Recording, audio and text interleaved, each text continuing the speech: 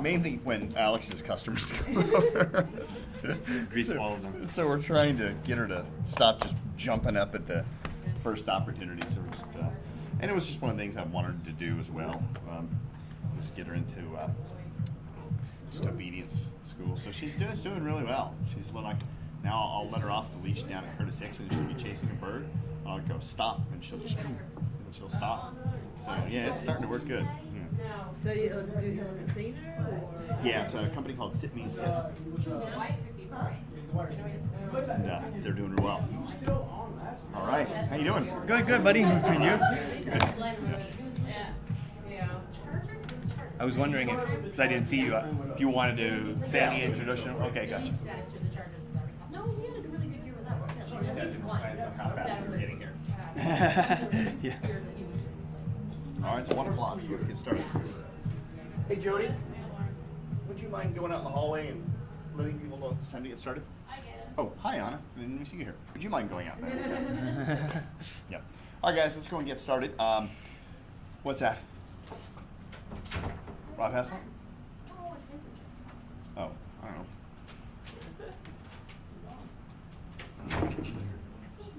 All right, so guys, this next segment is about raising your online profile. By the way, John wanted me to let you know he's got a phone call he has to make at 1 o'clock, so that's why he's not here. He told me. Okay, yeah. Person, thank you. I told him, I said, it'd be more effective if you just throw up your arms and run out of the room once you start saying hi.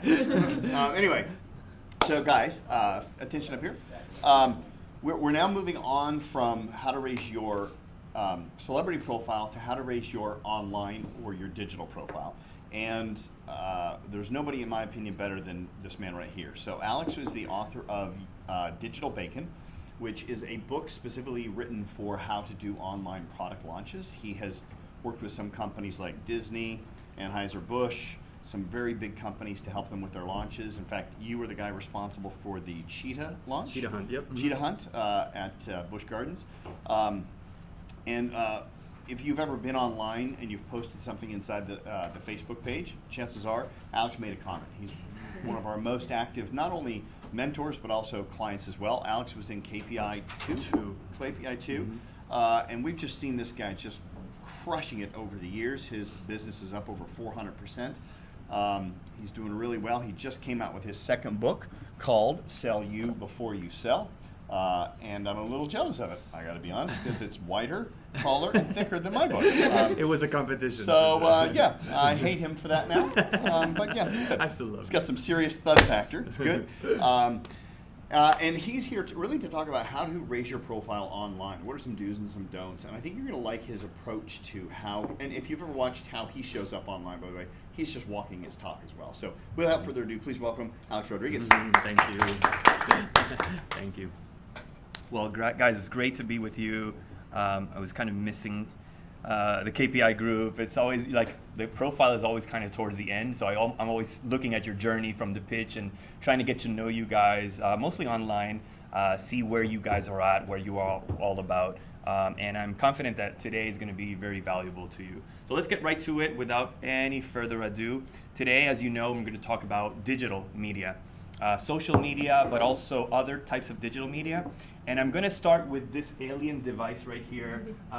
It's an interface from another planet. What it actually is was me, 1994, my first contact with online social media. What you see on the left is a dial-up modem, but on the right is the interface for a BBS, a bulletin board system. And this is where I started. Sort of interacting with people online, chatting with people left and right, and it's kind of my response to those who kind of cynically say, well, you know, online it's so cold and so detached and it can't be personable. And as a matter of fact, some of the contacts that I made back then are still partners. Did you want to tell me something? Yeah, do you mind if I jump in real quick? Yes, please. I just want to make sure that people are going, why is this strange man sitting in the room? So Charles has sent Joe in his place today to learn about online social media because Joe's responsible for the online portion of pharmacy. So Oh, that's okay. why Nice. Joe's here. Yeah. And Joe, did you bring us free donuts? Oh, that was your ticket. That was the whole deal. Did he not tell you that? No, you're good. You're just fine. Anyway, please make Joe feel welcome here today and abuse him like he's your own, just like you guys abuse each other as well. Perfect. Like Yeah. right? Extreme lately interrupting. I apologize. It's okay. So back on track. So the whole idea is kind of my response to, you know, something as alien and as foreign as this being the conduit for some of my deepest relationships throughout the years. And as a matter of fact, my reason for going into advertising, I was a full-time musician before going into advertising, was through a contact made through this media. So my approach to online social media is way beyond getting more followers, which is okay, but it's more about the connections that you're able to make that can impact both your career and the lives of other people. So what if I could tell you that through social media you can make connections overseas via Twitter that could have a monetary value of 5 figures or more? What if I could tell you that through online social media you could have an event and sell it out completely from a different country only through Facebook and Instagram? What if I were to tell you that you can onboard a startup as one of your clients and that startup could bring in an account worth 4 and 5 figures? Or if you could connect with Twitter, through Twitter, with a top influencer in your field, and that top influencer would agree to write the foreword for your book? What if I could tell you that you could get invited to the #1 radio program in your field, and you could become a guest and then sell tickets to your next event through that radio appearance? The reason I know all of this is possible is because all of these things I have done myself. And it's through the utilization of social media beyond what people normally use it for, but rather as a point of contact for you as an influencer in your space. It's very different, the way people use social media on an everyday basis, than the way a KPI uses social media. And that's what we're gonna mostly talk about today. How does a key person of influence utilize social media to raise their profile, to expand their influence, and to impact the lives of others? Fair game? All right, so we're gonna divide this short talk, in 2 principles, and we're gonna take a short break, and then we're gonna talk about tactics. So when you go to a normal social media workshop, usually 99% of that workshop is gonna be on tactics. This is what you do, these are the people you follow, et cetera, et cetera. We're gonna provide a solid foundation in principles. Because the reality is, if you start implementing the tactics without the right principles in place, then you're just gonna become one of many. Just, you know, you're normal people in the field that are all trying to chomp away at the same piece of pie. And that's not what you're here for as a key person of influence. You're here to get the lion's share of your business, right? So let's lay down the foundation, the principles of using digital for influence. Now, why social media? Today, this morning, you heard about why utilizing the press, utilizing mass media. But social media, if I asked you or if you asked me why should I use social media, and you responded in any of these ways, like for example, because it's the hot thing to do right now, because everybody's doing it, because KPI tells me that this is one of the things that I should check off my list, or because my competitors are doing it and therefore I should as well, or because I just don't want to miss out.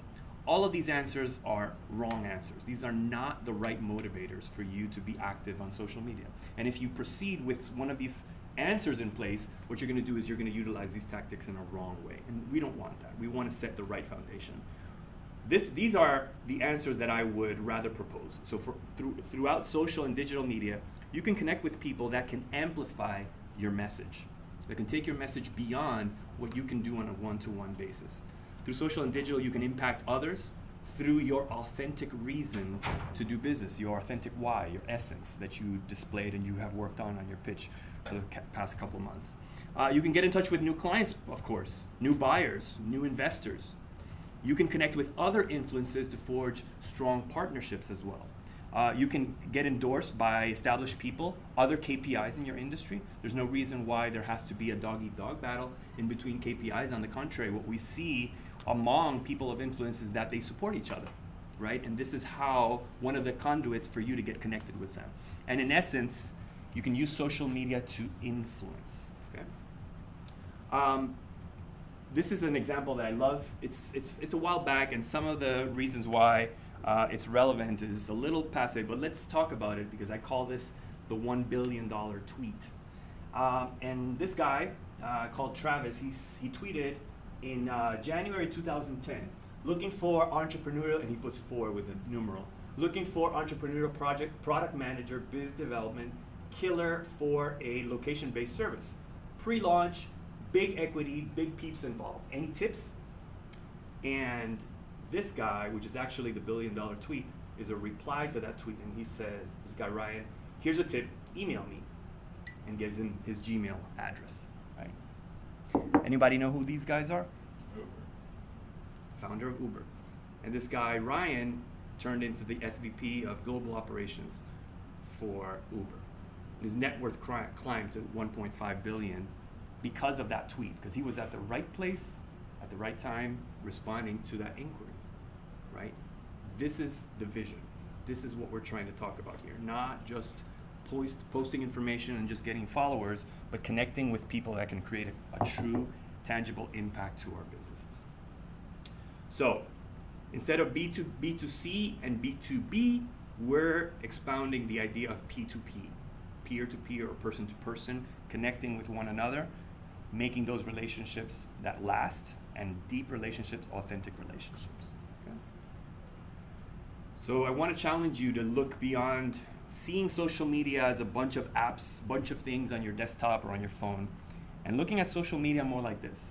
It's an ongoing 24/7, 365 day a year business networking meeting that is always going on, and you never know when that next relevant connection is just on the edge for you to 10x your platform. But as a key person of influence, you're not just that person being around that room at the networking convention. You're this. You're the person that's on the stage. You have to begin seeing yourself as a thought leader in your space. Somebody that's charting the way for your industry and is telling people this is what you should follow. This is what you should pay attention to, because that's the position of an influencer. Okay? Social media has turned into our main channel to connect and share. When you look at the pillars, the main core principles of influence, it's connecting and sharing, connecting and sharing, connecting and sharing.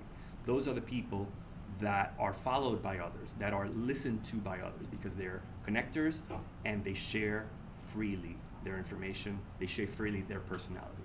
Okay, make sense?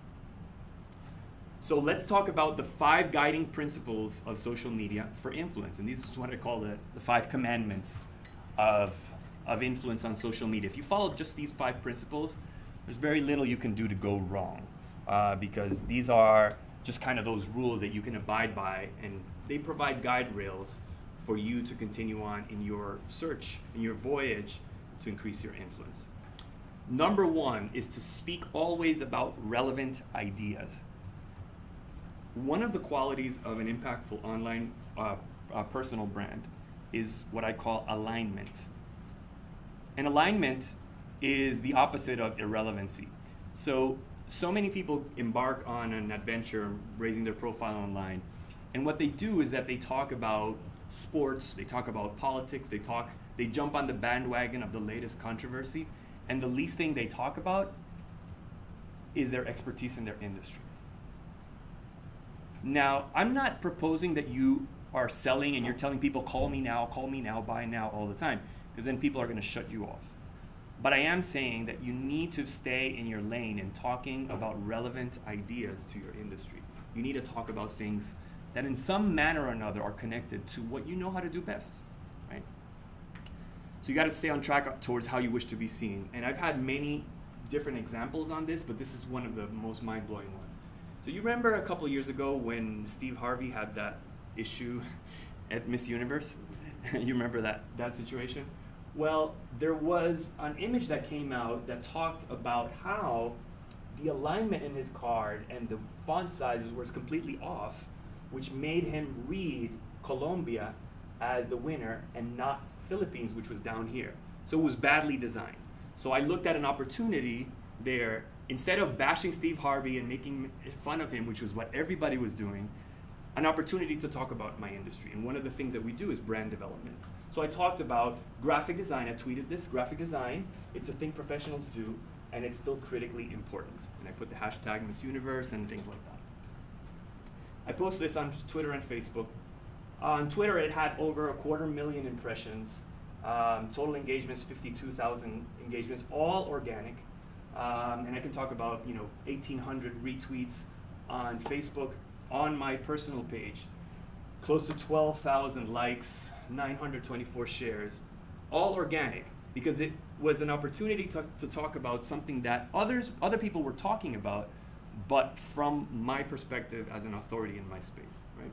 So it's a different approach. Rather than just jumping on any meme bandwagon, what can you say about what people are interested in, but from your viewpoint as an influencer, right? That's the challenge here. Number 2, engage in conversations. Social media is not broadcasting. Don't just talk, but listen, respond, reply, interact with people as well. Social media, unfortunately, so many people in my industry in advertising have seen social media as just another advertising channel, right? Just another channel to pump information out there, and that's not what it's about. The idea is to connect with others. The idea is to respond, reply, forge new relationships. So principle number 2 is to engage in those conversations. Okay, listen and respond. Number 3, keep it real, but don't say everything. So certainly one of the principles in personal branding online is authenticity, right? People are attracted to people that show up the way they are, right? But there's no reason why you need to be completely transparent about everything that's going on in your life. Nobody wants to hear about all the dirty, the dirty laundry in your life. That's for your inner circle. Online, you just don't post those things. Like this one, for example. Why does my bank insist on constantly notifying me when I have no money in my bank account? I get it, I'm poor, I don't need a reminder.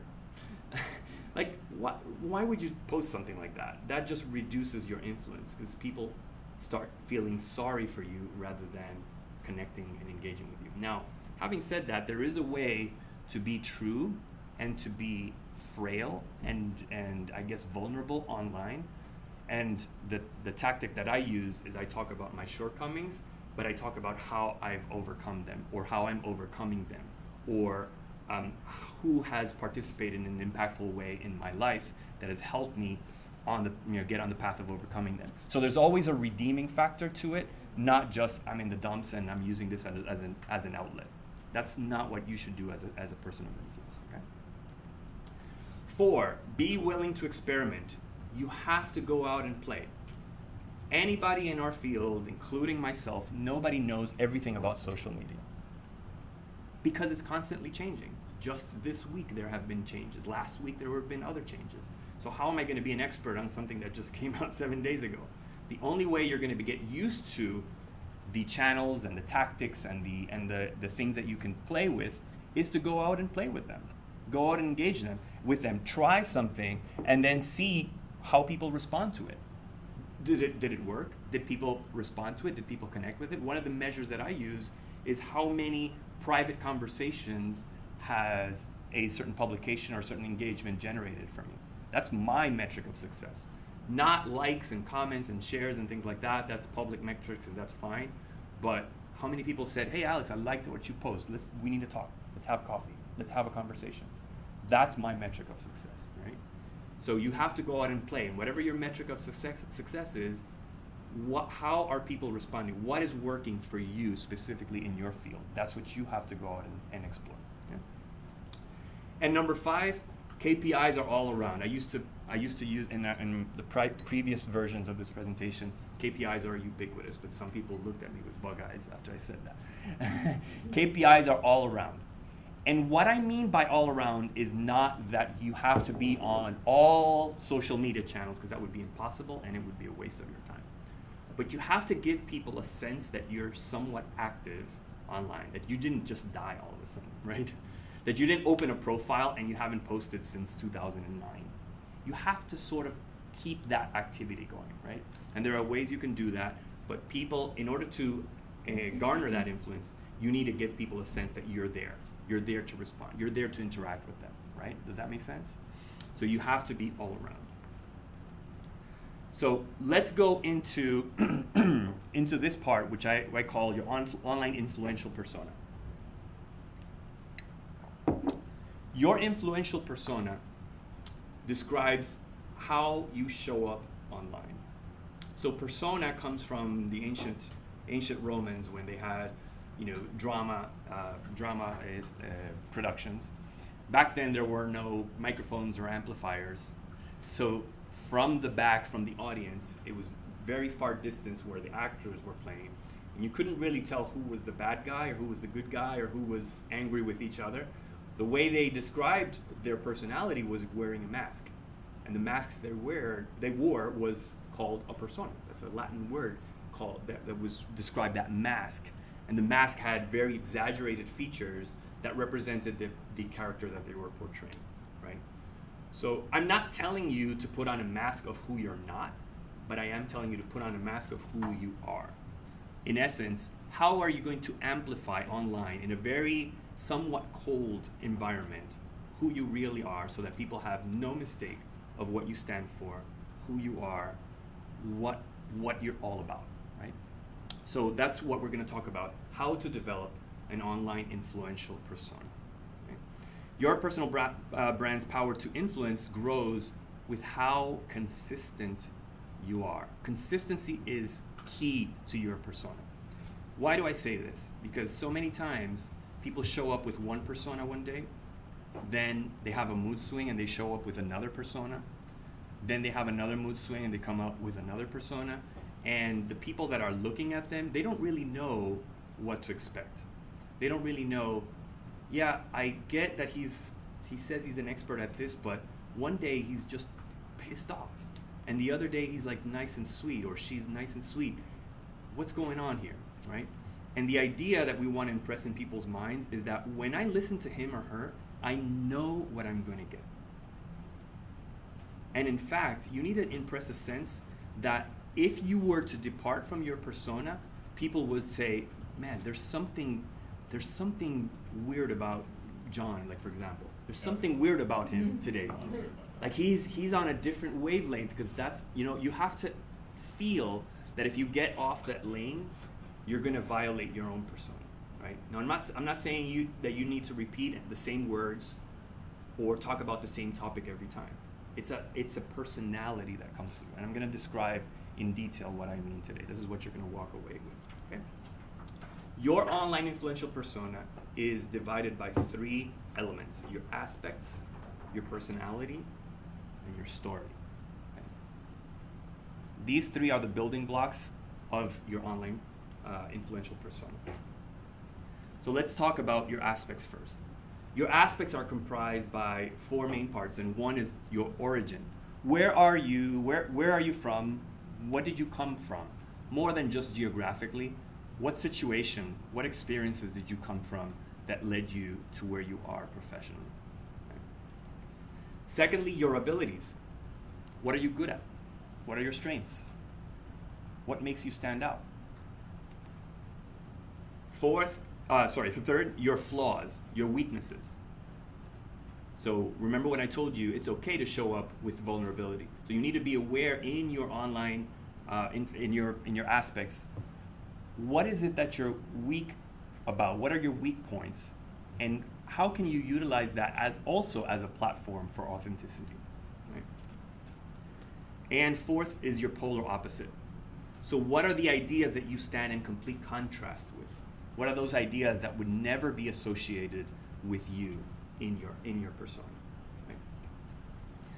So I know some of you guys are typing. It is okay if I move on?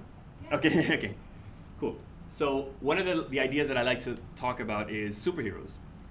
Because in superhero character development, you see this whole issue about aspects so clearly, because all of the superhero characters are recognizable wherever they go. They don't even have to show up in their costume. You know what they're talking about. So for example, I took Spider-Man, one of my favorite superheroes. His origin, he grew up in New York as a dorky kid, bitten by a radioactive spider. So you know that's his backstory. His abilities, he sticks to walls, slings web, His flaws, he sabotages his own abilities through insecurity and emotional bursts. And fourth, his polar opposite is chaotic power, like Doc Ock, right? That's his polar opposite.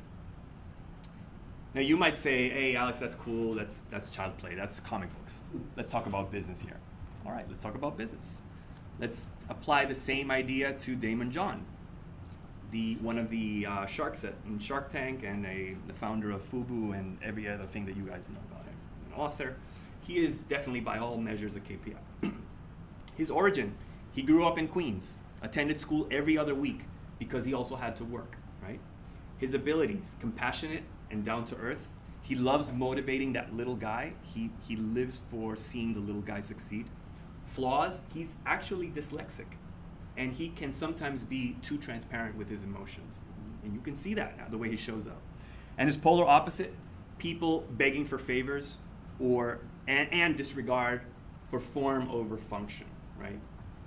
And you can look at in his book launches, in the way he shows up, online, follow him on Instagram, and you'll get a sense of each of these things in the way he presents himself, right? Because he has these aspects very, very clear, right? So our challenge right now is, what are yours? So I'm going to challenge you guys to work on it for just 2 minutes, work on the 4, and I'm going to roll back here so you can see them. And just write a quick sentence about each of them, your origin, your abilities, your flaws, and what is your polar opposite? What is on the opposite spectrum of where you are, okay? Let's do that now, go.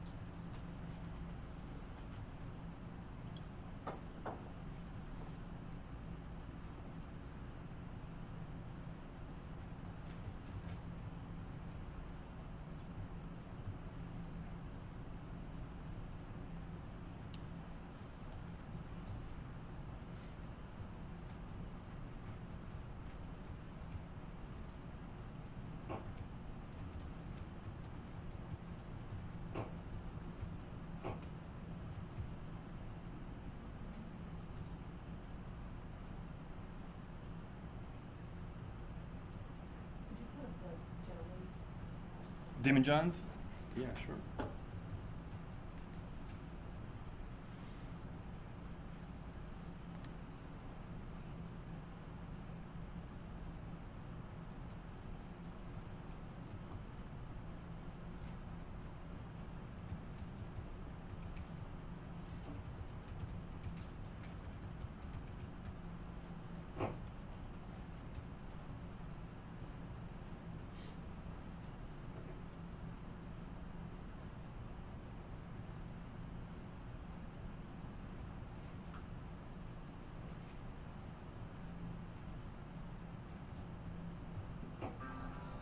And that's 2 minutes.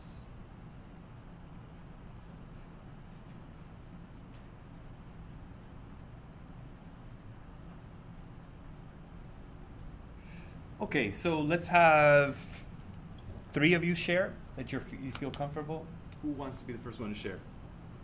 We want real, I mean, you've been walking through this journey together up to now. I only got through origins. Yeah. Patty? All right.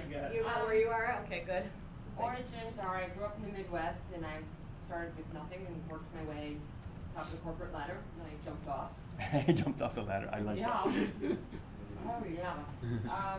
Abilities, I'm very instinctual, driven, experienced, well-rounded in a variety of topics in the business world. Flaws, I'm extremely self-critical, and I am not detail-oriented at all.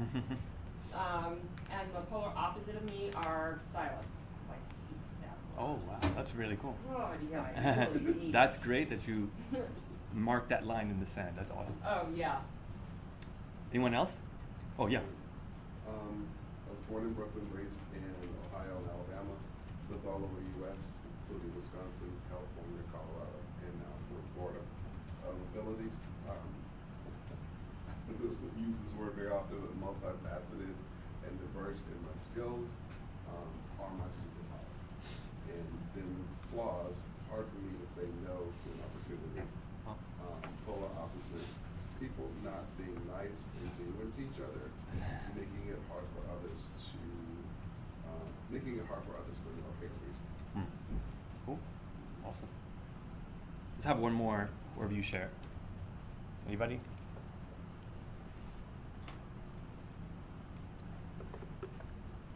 Yep, Luda. Origin, I grew up in Russia, immigrated to the United States with a search of better life and more opportunities. My abilities, I'm driven, compassionate, and I love helping people. My flaws that I let insecurities to get on the way of doing my best and performing my best. And my polar opposite would be probably fake people who are just putting on the mask to be likable. To be what was Likeable. it? Likeable. Oh, gotcha. Okay. Awesome. I guarantee I'm going to show you how to utilize this. This is just, again, laying the foundation. It might not make sense, but later on you'll have the Mr. Miyagi moment. And I'll show you how to apply this. But it's very important that you realize what your aspects are, because it's going to come to play. Okay? Awesome. So let's talk about the next one, which is your online influential personality. Okay. Now, by personality, I mean those elements of your character that describe the way you show up, the way you convey your message, the manner in which you convey your message.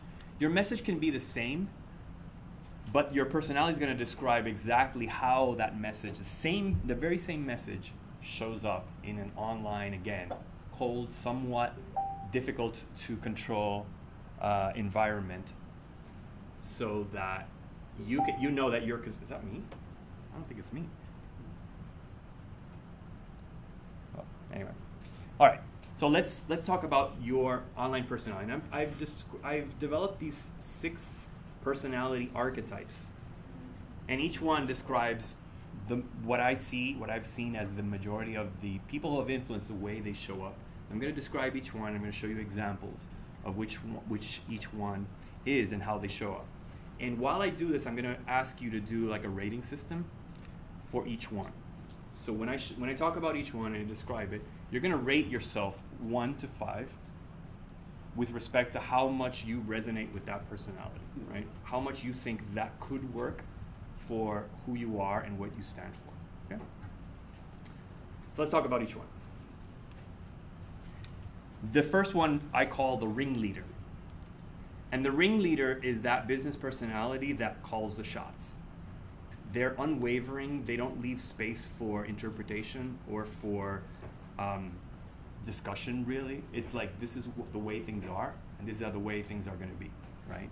It's that very strong personality that just shows up and is not really looking to show up with their ideas and say, this is my opinion. You won't see those often from a ringleader. Hey, my opinion is, they just call the shots. They state the facts, right? This is an example, Richard Branson.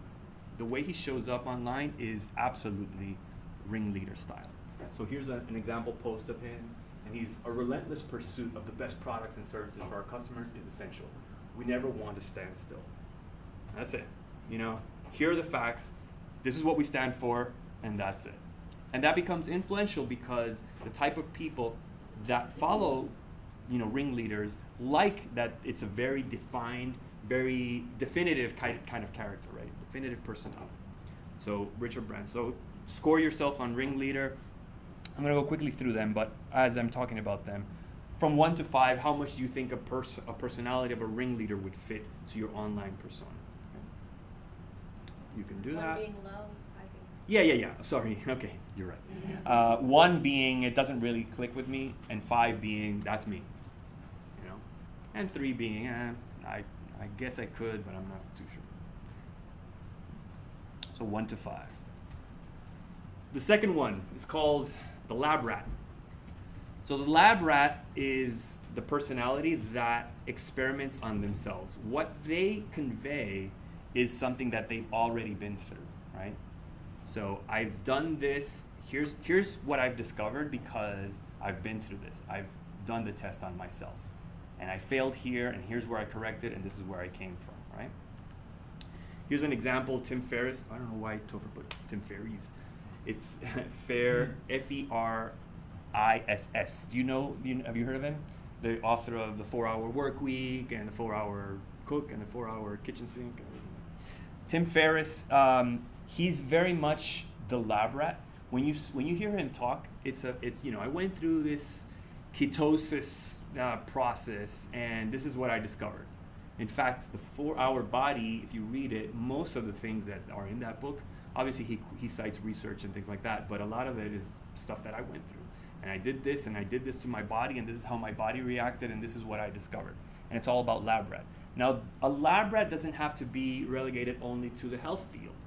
A lab rat can be to many of your styles, really. A lab rat could be to mine. So, for example, if I embark on a marketing tactic, a new marketing tactic, I can speak from my experience. This is what we've attempted to do, and these are my results, and this is why I think it could work for you, because I've done it myself. I've invested the time and I've invested the effort, right? So that's the lab rat, okay? Score yourself on 1 to 5 and how you think that could click with what you do. And let's move to the next one. News reporter. So the news reporter is that online personality that shares the latest and greatest about their industry. They're always on the cusp of, whatever is new about their field. And they become a source because of that authority, or they generate authority because they're always in the know of what. And Patty, you posted something very news reporter the other day. I think what your thing about here are the latest trends was. Am I incorrect? Yeah. That's very kind of this is what you need. This is the latest, cutting edge. So if you miss out on this, you're going to be behind. And I'm not saying that this is yours, and I'm not trying to impose it on you. But I did feel that personality, and I liked it because it was very clear in that. So they share the latest news.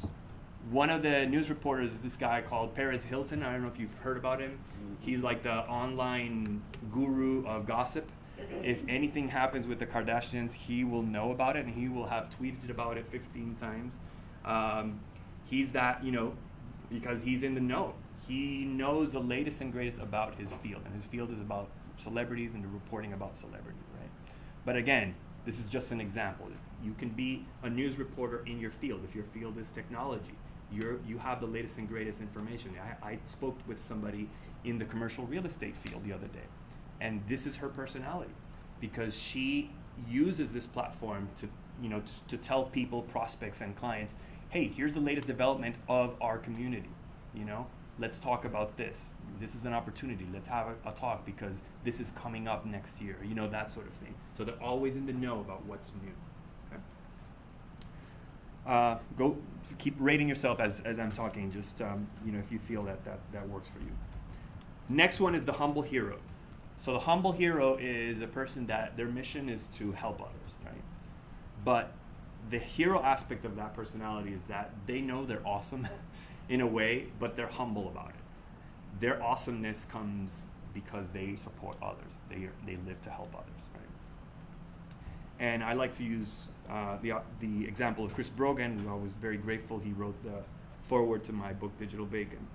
He was considered by Forbes magazine one of the top influencers on social media, which is very relevant to our topic. He shows up in a very humble hero approach. The guy, he charges an unearthly amount for a keynote speech, but yet he responds to his own tweets, he responds to his own emails. In fact, his email, if you subscribe to his email list, he says in each of his emails, feel free to reply to this email, and I'm the one that's going to respond to you. So instead of, just call my contact or do this, Like he responds personally to all these things because he's invested in his community, in the people he's reaching out to. So that's the humble hero. Next is Captain Contrarian. Captain Contrarian is a person who is defined more by what they're against than what they're for. Okay? So they're critical with a purpose. You know what they stand for, but they almost never talk about what they stand for. They talk about what they don't stand for. So in the last subchapter, we talked about your aspects. We talked about your polar opposite. That's what Captain Contrarian is going to be talking about most of the time. Things I'm against. These guys are at it again. Those are the type of tone that Captain Contrarian comes out with. And here's an example. Rachel Maddow. She's definitely a Captain Contrarian in the Democratic field, but likewise I could put Sean Hannity as a Captain Contrarian on the Republican side, or the conservative, however you want to call it. Every political pool has their Captain Contrarian. That's you hear them talking more about the opposite side than about their own platform, right? And that's a platform of influence. Yes, it may generate some controversy, but that's good for them in their field. Generate a little bit of roughness, but show people what they're not, and then garner their attention this way. Right. The last one is what I call the jokester. And the jokester is a person whose main platform is humor.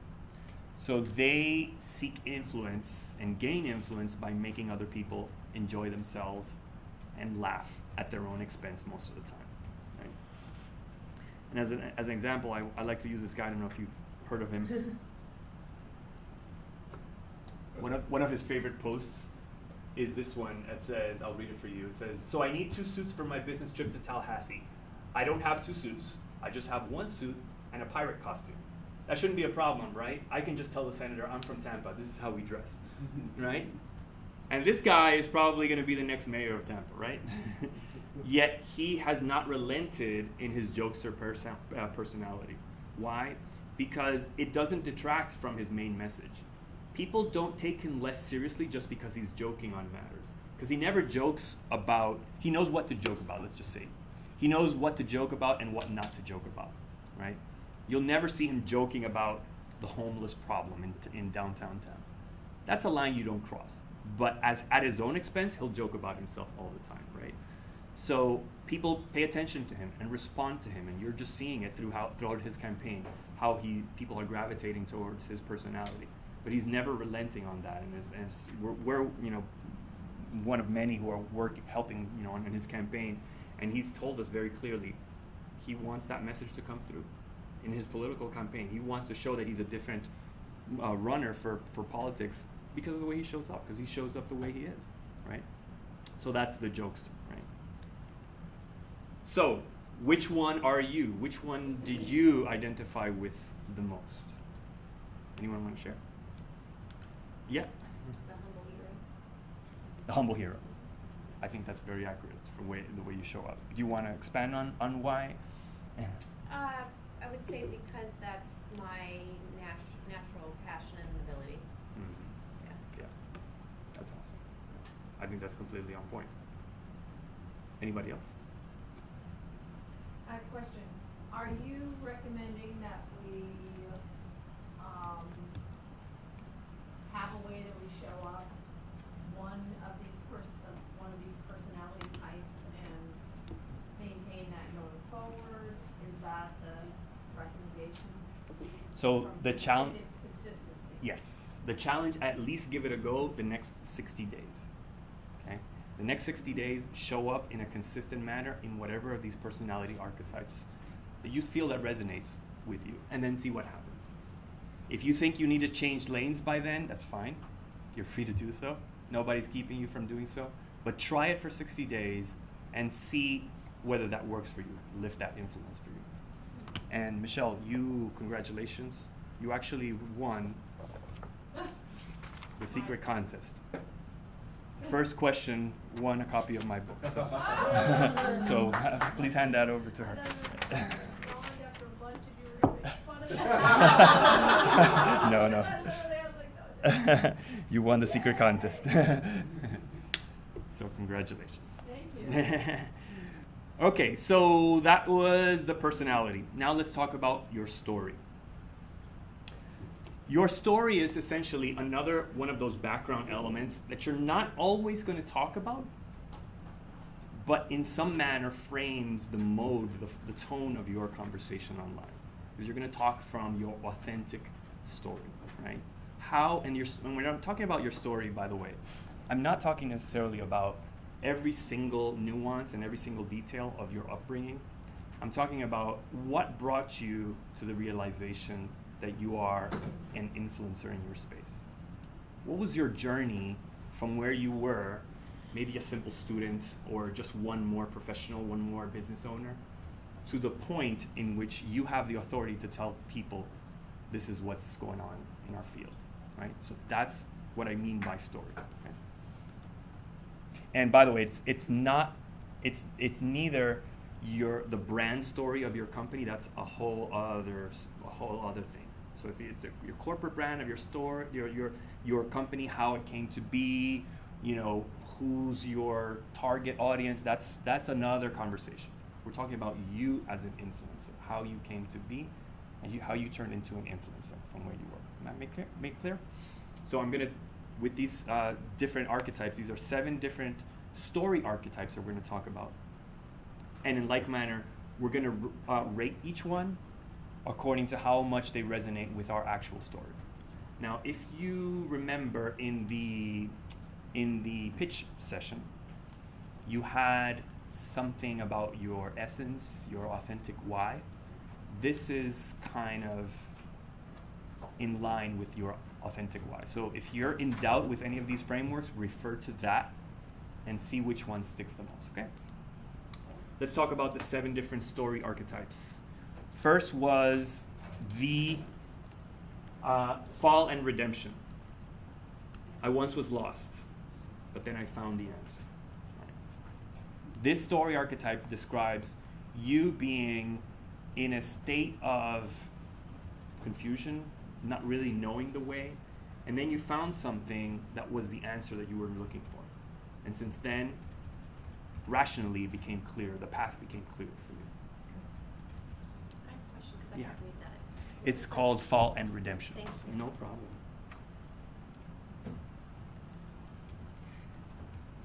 The next one is called the transformation effect. So this story archetype is, I was once like that, but now I'm like this. So this one describes a transformation of your character, where you can define very clearly who you are or who you were in the past, what type of person you were, or what type of professional you were, right? And now you're like this. And that story is that contrast between your past self and your present self, your present and future self. Okay? The third one, us versus them. I'm a proud this, not a silly that, right? And this again is probably a story that many Captain Contrarians utilize. Essentially, if they came from one side of the spectrum and they passed through another, they make that their platform. Like, I was once an X, but now I'm this, not like those stupid X guys, And I can call myself stupid because I was there, So that's that kind of that abrasive, contrarian personality, that story.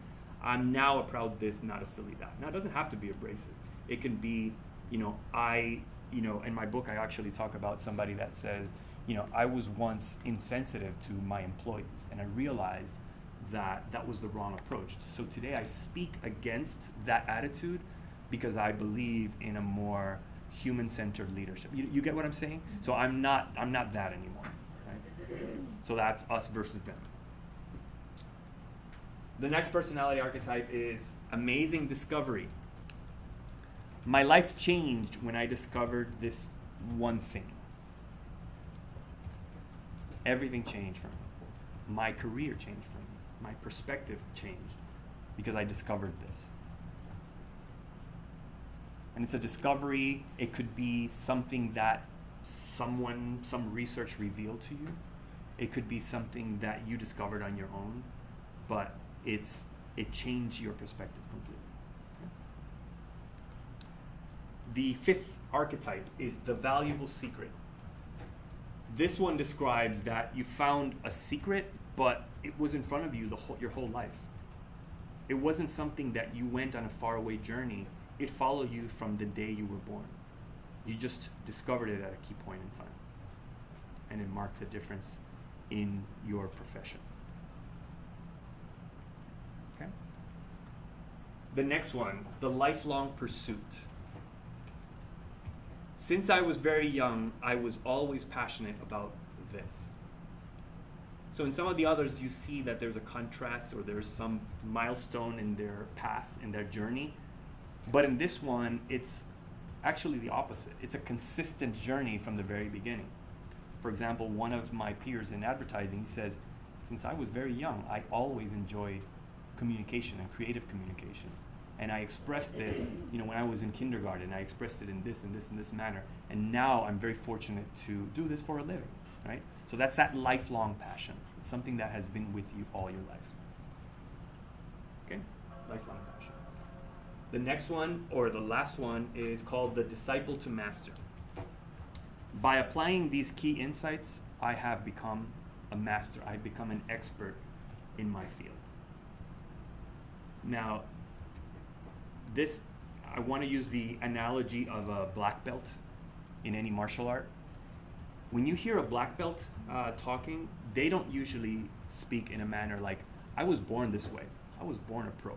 That's not what they reflect. What they say is, I applied discipline, I showed up, I worked hard, and therefore I've become worthy of wearing this distinction, right?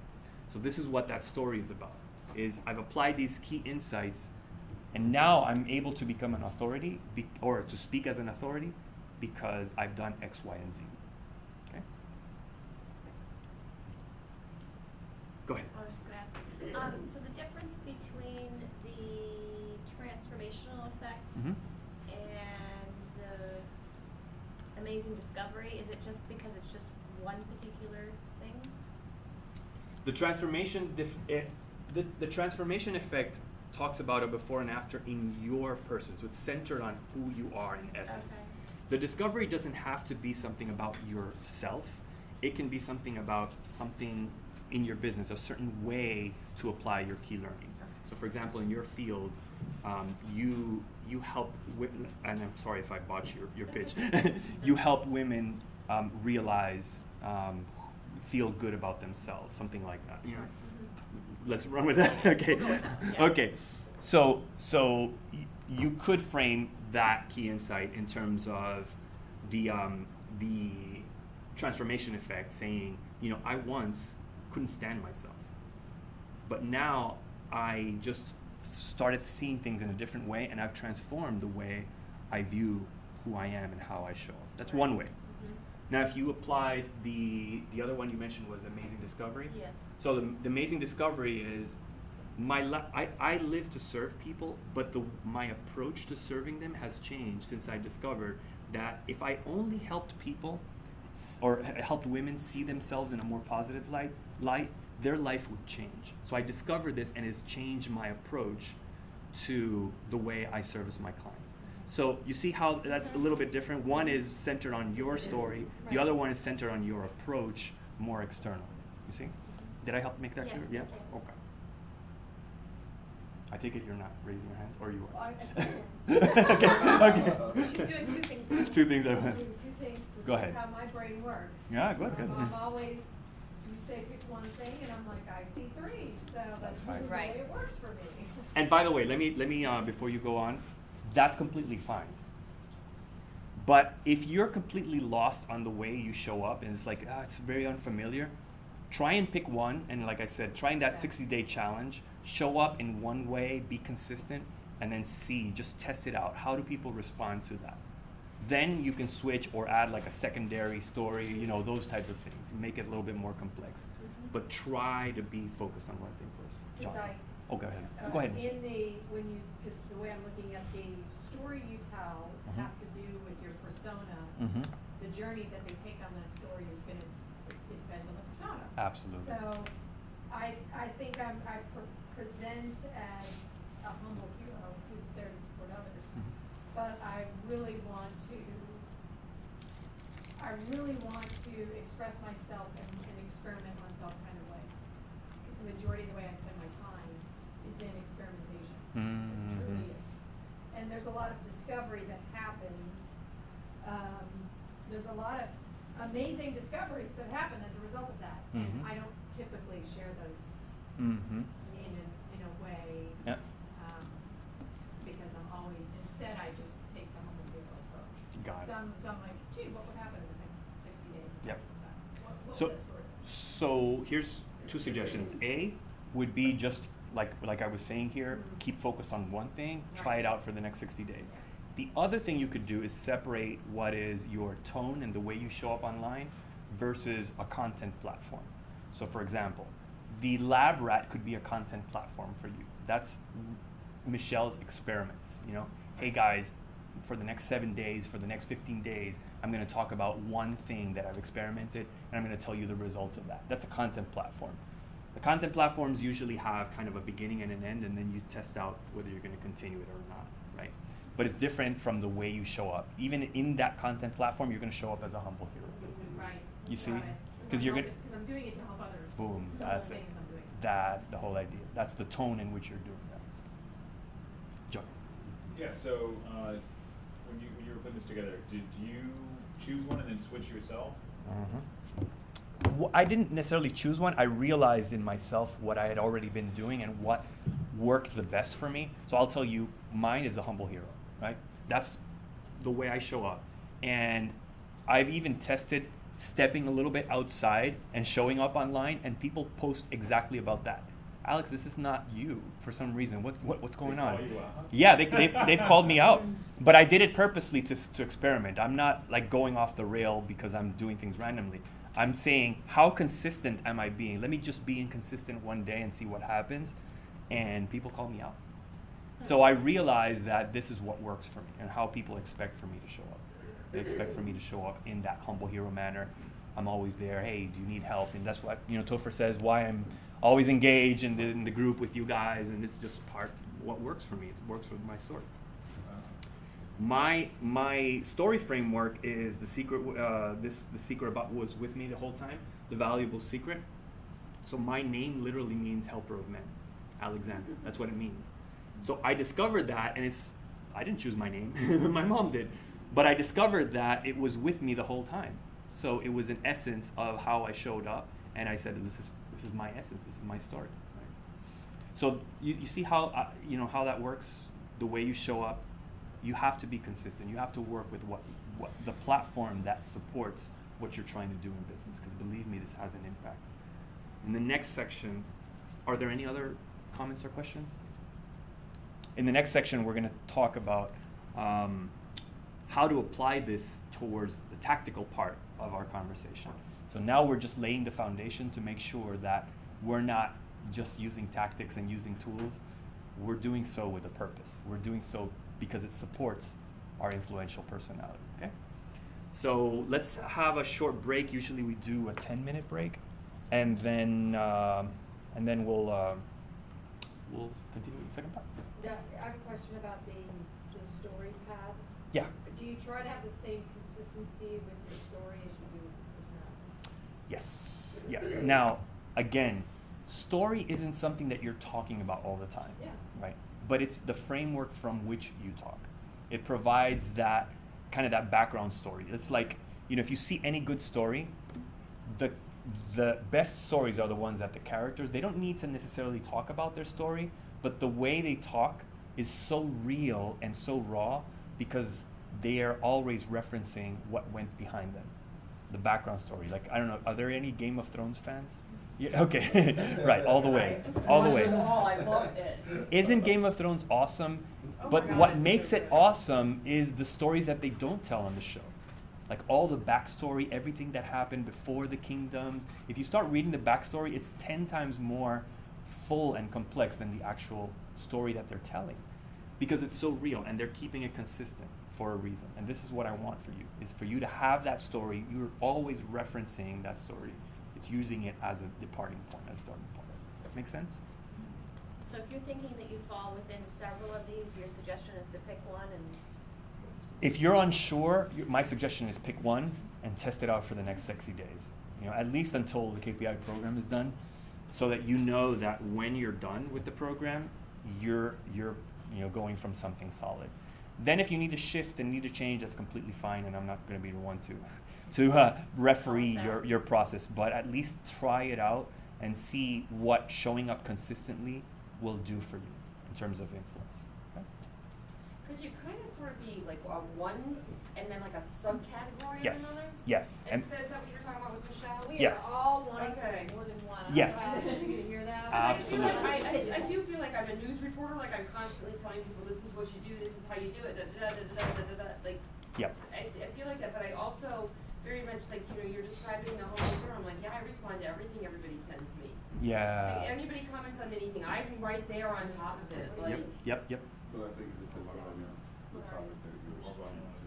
Like Mhm. you're more confident in a certain area, you're going to do this report versus, You're not. What do you mean?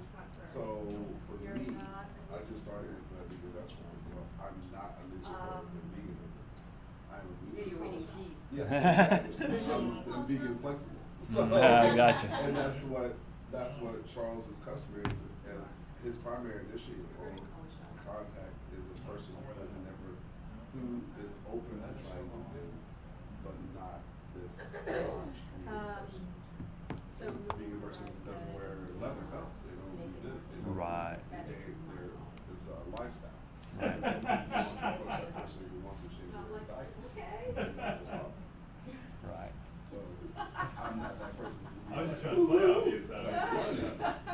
How did that hurt? You are very Tell my funny. mom about things and tell my friends about it, and they're like, "Well, wait, that's what we Did you see yourself as the homeowner? Right.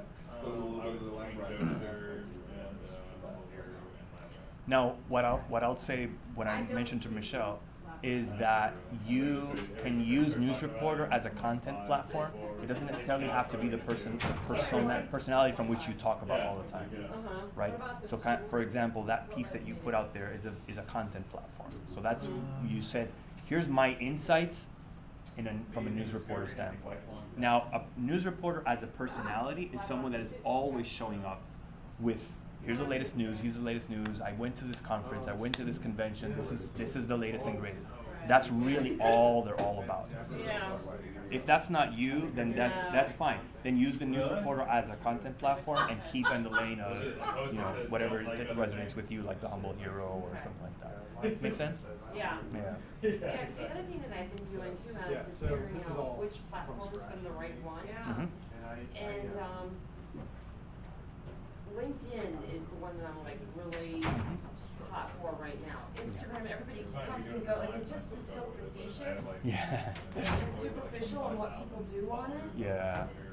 And I've just never personally been that great on Twitter. Yeah. But I think for what I do, because it is so focused on that business On professional business. world, I think LinkedIn is my platform. So Yeah. I'm spending a lot more time trying to figure that one out and a lot less time on the other one. Yeah. I'm the worst on Facebook. I post something, I do very little anyone else does. And I'm very open about that. Yeah. I'm like, and somebody will say, did you see mine? I'm like, no. Yeah. If you want to tell me something, just tell me. Yeah, exactly. Yeah, just reach out to me. Text me. Yeah, and so I'm not excusing my behavior because it is bad, and it's one of the very first things we talked about is, getting that engagement going back and forth. And Yep. I am just the worst in that. But if you get me on LinkedIn, I'll have read it. Yeah, good. That's And great. It's one of the first things I do every morning is look at my LinkedIn feed. I don't go the Great. whole way through because I don't have time. Great. And I will time myself on it. I'm like, okay, I have 15 minutes to see what's in LinkedIn this morning. Mm-hmm. And Let me- that's all the time I give myself. Let me ask you a question. Do you use Sucked into it. LinkedIn for video? Like, do you post videos of yourself? That is my next step that I'm learning how to do with our videos. Okay. When the tax I law highly passed, recommend. Yeah, I I can't know, I need recommend to do it. that. within I was actually playing 48 with it, hours, my sitting, accountant I have a sent out, home office. Yep. It doesn't make sense for me to have office Just want space. you guys to know for a variety of reasons. Mhm. So I was playing with it this past week where I was setting the phone up and just literally talking into it and being like, okay, if I look here, what happens? If I look here, what happens? Yeah, if I yeah. look here. Yeah. And then I was like playing it back, so I figured out on my thing when I set it up that way, exactly where do I need to look so it looks like I'm talking to somebody. Exactly. And then I was playing with it and like, okay, now what's the best way for me to start and stop it? Like I was just, you know, like some lighting things, like I was just messing around with it and, you know, deleting the videos, of course, when I was done and such. Except for when it went into the cloud, so who Yeah. cares? An email that. But yeah, I definitely, because that's because I want to go to the video was there. And I also want to get some how-tos up on my website. Yeah. So incredible. That's It was important. so remarkable So that I video on couldn't LinkedIn is a hot opportunity right now. Yeah. And what I'm realizing with posting to LinkedIn is that those postings, particularly video, has a longer shelf life than if you post that video anywhere else. Yeah, something, I put something on LinkedIn, it'll be there for a week. Exactly. Yeah, I've noticed Yeah. that. I'm so glad Even to hear you 2 or say 3 that. weeks. Yeah. Yeah, It's like all I'll still get notifications that like, oh, so and so just read your article on blah blah blah, and I'm like, oh god, when was that? Yeah. Like I don't even always remember because I've moved on so fast. Exactly. Because the only thing that I'm doing too, Alex, is I'm looking at my videos. They will never be longer than 60 seconds because my target audience does not have that kind of time. Love that And approach. if I can keep them to 30, Yeah. all the better. So maybe just one tip. Exactly. And I talk fast, Yeah. so maybe 2 in. Yeah. Have you listened to my podcast or no? No, I would love to. The do digital that. marketing Oh, video. no. It's Okay. exactly 60 seconds. That's awesome.